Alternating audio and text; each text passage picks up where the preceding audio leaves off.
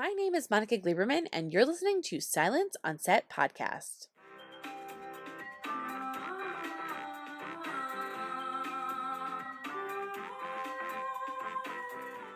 On today's podcast, we're talking to the cast of History of the World Part 2. After waiting over 40 years, there's finally a sequel to the seminal Mel Brooks film, History of the World Part 1, with each episode featuring a variety of sketches that takes us through different periods of human history. So to start us off, here's showrunner, executive producer, and writer, David Stassen. First of all, I love you as a writer. I loved you on the Mindy Project. I love you. Tons of work that you've done. What was it like stepping on and working with Mel Brooks? Well, what was it like just when you said his name? I got chills. I get goosebumps all the time when I think about it. It was surreal. He was one of my first babysitters. You know, when my parents would have a dinner party or go out, it was a bunch of VHS tapes, Blazing Saddles, Young Frankenstein, and History of the World, or what my brother and I would watch on the loop downstairs. And so it's unbelievable that 40 years, after it came out and, almost close to that after I saw the movie as a kid, and it probably taught me too much about history I still think is true, that I got to work with him on the sequel. Just surreal and career highlight and like a personal highlight for my parents who just,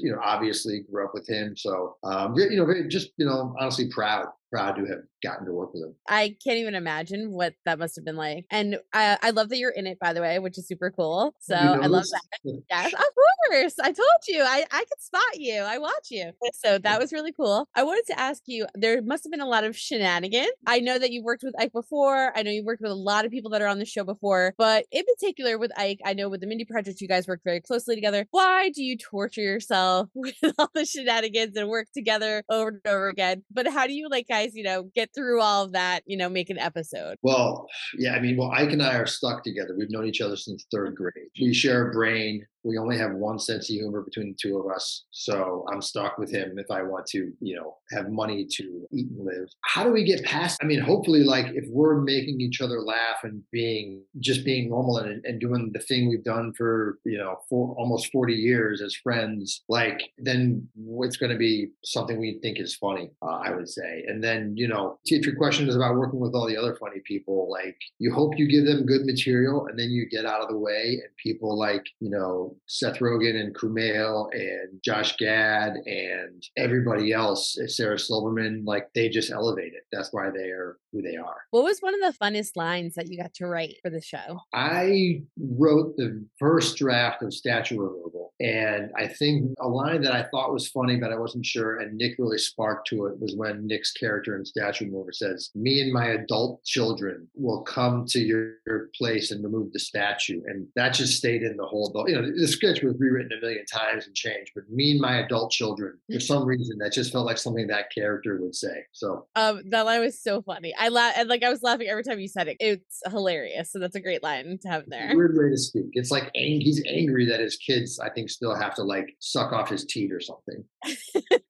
And what was it like to you? I love the history that's told because there is a bit of, I feel like, truth that maybe we don't get taught necessarily, but done in an over exaggerated, super satirical, funny way. So what is that like in terms of putting it all together, through your brain? Because I feel like you're such a genius. So I don't know how you work that out where they're we're going to go over the Renaissance and you're okay, cool. And this is what comes out. So how do you do that? I think, it helps being with, in a writer's room with 8 to 10 really funny people. And it's just going over it, over and over and be well, what's funny about the Renaissance? How do we show in a funny way the way they whitewashed the Bible and brought it all together and made, and changed Jesus and changed who the bad guys were. It was oh, well, you make it it's called the Council of Nicaea. Let's just make it a focus group. You just keep take a comedy, it's a lame saying, writing is rewriting. So it's just constantly going through it and going over and over and over it. And then if you get, hopefully a diverse room of writers together, somebody's brain, if we're all thinking in one direction, somebody's brain will click in and say something else. I think, the Kama Sutra book pitch idea was there. And then somebody else was what if it was Kama Sutra? And then like, so it became a hybrid. So that just a Kama Sutra book pitch maybe doesn't make it into production. Maybe it's just like a funny idea that's only like a page worth of jokes. But if you get the Sutra, well, then you've added a layer that makes it, interesting enough to produce. And did you get any notes at all back where they were like, oh, you went too far? No, we never got it too far. We never got it too far. Good. Okay. No. And we got, they helped us shape the tentpole, Civil War and Russia, and help us, make those narratives feel like they were going to connect and pay off. But we never, maybe we should have gotten it too far. Maybe we didn't go far enough if we didn't get it too far enough. I was going to say, maybe we got to push it even further, which I don't know how it's possible because it's so funny. But yeah, that'd be great. So I'm going to ask you just my last kind of question as a dual question. I want to know first, obviously it's been 40 years. You got to work with Mel Brooks, every freaking hilarious celebrity known to man and comedian. So I just want to know like your overall take walking away from this. And then also just a fun question. I know that Ike and you are kind of foodies. Oh, so I want to know if you have a new place to recommend for people to eat. Okay. So first part, my overall take, boy, I mean, it's surreal. Like tonight's the premiere. And I'm so excited to see everybody. It's so lame, it's lame. But when you do a show, like it becomes a family because you're with each other so much. And the wrap party a year ago was just the best because it was such a celebration of the work we did. Tonight will be another celebration, because after the wrap party, there's months and months of post and building the show and putting the puzzle pieces together of where the thing is going to go and fine tuning it. I think I'm just, frankly proud that I got to work on a Mel Brooks project. I'll always have that. And then food, the most important. Finally, a good question today. Yeah. Have you been to Saffy's? I've been to Saffy's. I like Saffy's. Yes. Oh, Saffy's is so good. And it's crazy. Chicago person too. Like I love a lot of Chicago places too. Well, there's Geno's East and Sherman Oaks if you need a fix. Ooh, okay. No. Well, I just went for Ike's birthday actually last weekend. Went to Angler in the Beverly Center. It's on the first floor. It's like it's fancy and upscale, but like every dish is like it's kind of like if like Son of a Gun was like a little more Asian and on steroids and like new age because it's small plates and a lot of seafood, but really like different flavors than you've ever had. Feels like an explosion. Yes, an explosion. Okay, cool.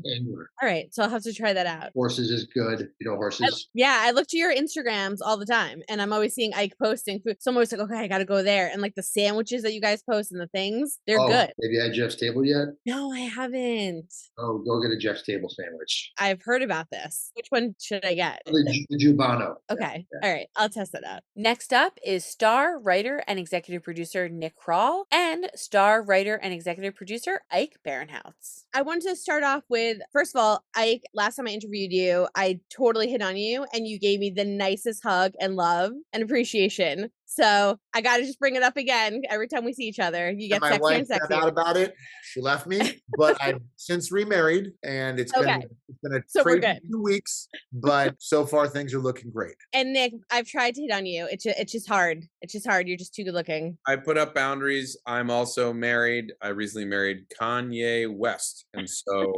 So I wanted to ask you guys. This show is so funny. Obviously, it's been 40 years. I imagine as comedians, this is like a dream, right? To work with Mel Brooks, to bring this like show back and to play everything and anything under the sun, which is almost like improv. So I wanted to know for you guys, how much fun did you guys have doing it? And some like behind the scenes shenanigans, because this show is so funny. I don't know how you guys got through a single scene. I mean, it was definitely a dream job. I grew up living and breathing Mel Brooks material. So when Nick called me and brought me on, I could not have said yes fast enough. And to answer the second part of your question, the day I laughed the most while shooting, Nick, I don't know about you, was the day of the Beatles in studio stuff. Nick and I were obsessed with the Get Back documentary, and his take on Judas was so funny. And that day, we shot so much material that day that we, for a minute, were like, should an entire episode just be the Beatles stuff? But that was the day that I was just nonstop laughing all day. Yeah, it was that cast on that day, and The Story of Jesus is one of the better casts in the show. But it was Ike and me and Zazie Beetz and Jay Ellis and JB Smoove and Richard Kind. And then other days of the Jesus stuff, we had Quinta Brunson come in playing with JB Smoove. It was just an insane insanely funny group of people. And nobody knows this yet, but Peter Jackson directed all of that Beatles material. He directed the Beatles documentary, and then he very kindly said, you know what, I'm done with everything I do. I'm leaving New Zealand. I'm leaving all of the Lord of the Rings, all that stuff behind. I'm interested in doing this parody of the documentary I made. We told him no. It felt like getting him involved. It felt like a conflict of interest. It would have been 4 hours long, so It would have been too long. Honestly, if left to our own devices, for us, it would have been as well. But no, it was, those days were very fun. And there's also this weird stuff that Ike and I did with Wanda, the Stephen Santelmo statue removal where Ike and Clay brothers, and it's probably the weirdest non-history thing we did in the show. But again, every day was a murderer's row of a who's who in comedy. So whether you were in the sketch that day or you were just there, as we were there as writer producers, it's just every day you had iconic folks coming in, so funny and so talented. You're both in it. You both wrote parts of it and executive produced it. So do you have to look at it differently? Do you have to step away from the comedy a little bit when you're putting on different hats? Or is it just full comedy 24/7 with all these amazing people that are coming in and out for the season? Well, I'd say that was the beauty of the team that we assembled, was between me and Ike and Wanda and Dave Stassen and our directing team and producers and writers, we had such a strong group of people in front of and behind the camera that if there was a day where I was, acting, I knew that, Ike and Dave were going to be there behind the camera to pitch ideas and produce and work on the next group of sketches, or the days that Wanda was there starring in it, she was the one who was like really making the decisions and running the show. And it just was, we had such a strong group of people working on it that it allowed, at other times when you're working on something that you've written and directed, it's hard to sort of pull yourself out. But in this case, it was so easy to focus in on whatever your task was for the day, because you knew that the other people around you were going to be so incredibly smart and funny. It was one of those things where we were able to try to be as funny as possible when we were acting, because we knew we had done the work and we knew that we will all make it make sense in the end, you know what I mean? But just to have the freedom to be as goofy and as crazy as you want and dirty as you want to be when you're acting, and knowing that it's going to work on some level is very, very freeing. It's very nice. Hope you guys enjoyed listening to the cast talk about History of the World Part 2. The show premieres on Hulu on Monday, March 6th with 2 episodes, and then 2 new episodes will drop daily, with the finale airing on Thursday, March 9th. So make sure you head over to the streamer and check it out. And don't forget to hit the subscribe button so you're updated on all of our latest podcasts, and head over to our YouTube channel, hit subscribe so you're updated on all of our video content.